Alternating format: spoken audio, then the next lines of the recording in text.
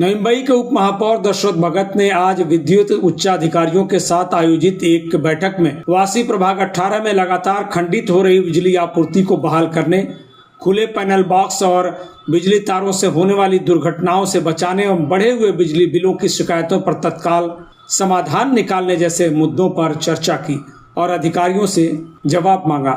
नगर सेवक जनसंपर्क कार्यालय में आयोजित इस बैठक में वासी डिवीजन के अधीक्षण अभियंता दीपक पाटिल एवं सहयोगी अधिकारियों के समक्ष वासी गांव Sanpada Sonkhar palm beach road के नागरिकों ने सवाल उठाया और कहा कि परिसर में 4 से 24 घंटों तक लगातार बत्ती गुल होती है, पुरानी ओपन वायरिंग में आग लगती है और उससे प्रॉपर्टी का नुकसान होता है। इनसे जानलेवा दुर्घटनाओं की संभावना बढ़ गई है। हालांकि शिकायत के बाद भी बिजली अधिकारी सुनने को तैयार नहीं होते।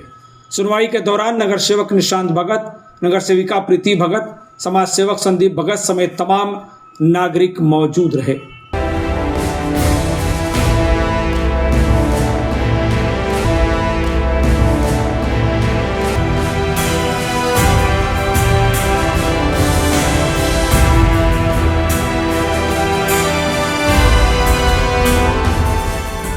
इस बैठक में नागरिकों की शिकायतों को बल देते हुए उप महापौर दशरथ भगत एवं नगर सेवक निशांत भगत ने कहा कि बिजली अधिकारियों की लापरवाही और शिकायतों की उपेक्षा से नागरिकों का गुस्सा बढ़ रहा है।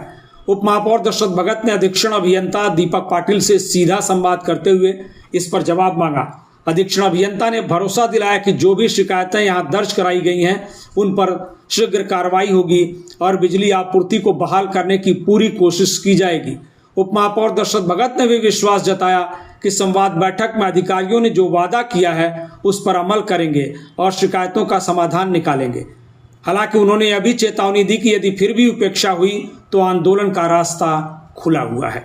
या ठिकाणी विद्युतच्या पुरवठ्यामध्ये जो काय सतत जो खंडित होतोय, विद्युत पुरवठा खंडित होतोय, त्यामुळे लोकांचा जन आक्रोश आहे आणि त्यासोबत यांचं इन्फ्रास्ट्रक्चर सुद्धा बरोबर नाही आणि म्हणून आम्ही त्या ठिकाणी काल आम्ही निर्णय घेतला।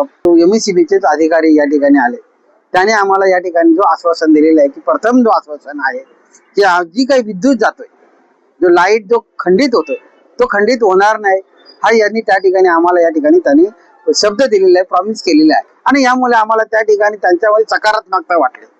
ते ज्या सकारात्मकतेच्या माध्यमातून शेवटी हा जो विद्युत ग्राहक आहे या विद्युत ग्राहकाला एक समाधान मिळालं पाहिजे, न्याय समाधान देता आला, आनंद देता आला पाहिजे आणि जो काही कर्मचारी आहे त्यांचा जो काही व्यवस्थापन आहे तो व्यवस्थापन सुद्धा त्यांनी सुधारवायला पाहिजे। कारण त्यांचे अनेक कर्मचारी त्यामध्ये जो फोनच कोणी उचलत नाही, जो आरोगंट आहे, तो बरोबर वागत नाही, वेळेवर सुविधा देत नाही, ह्या सुद्धा देखील समस्या आहे।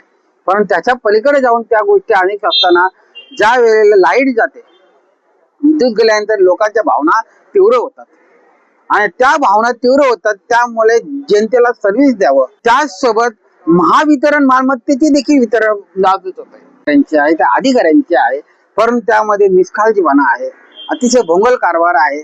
आज ह्या ठिकाणी आम्हाला त्या ठिकाणी कुठल्या परिस्थितीमध्ये त्यांना सांगितले जो चुकीचा कर्मचारी असेल त्याच्यावर कारवाई करा, त्याला बाजूला करा, त्याला ठेवू नका। शेवटी ही जबाबदारी सुद्धा महानगरपालिका म्हणून आम्ही लोकप्रतिनिधी आमची जबाबदारी आहे। शेवटी हा जो विद्युत ग्राहक आहे सर, विद्युत ही महानगरपालिकेची गरज आहे आणि मग महानगरपालिका असेल, सिडको असेल, एमआयडीसी आहे किंवा राज्य सरकार आहे, या सर्वांच्या कोऑर्डिनेशनने एक परमानंट असं इन्फ्रास्ट्रक्चर त्या ठिकाणी आम्ही सरकार म्हणून आम्ही पुढाकार घेऊच, परंतु अधिकाऱ्यांचा पुढाकार घेतला पाहिजे। त्यावेळेला पाटील साहेब जे सिव्हिल इंजिनियर आहेत त्यांनी सांगितलं की आम्ही याचा पुढाकार घेऊ। जरी मीटिंग आपली चांगली झाली, त्या अनेक विषयावर चर्चा झाली, शेवटी मुद्दा एकच आहे की लाईट जाता कामा नये।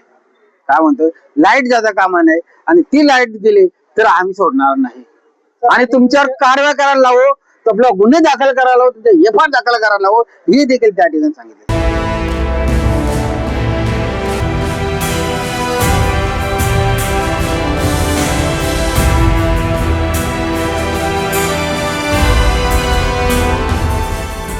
Bureau report TV1 India. Latest updates और ताजा तरीन खबरों के लिए TV1 इंडिया लाइव को सब्सक्राइब कीजिए और नोटिफिकेशन पाने के लिए बेल आइकॉन को दबाना मत भूलिए।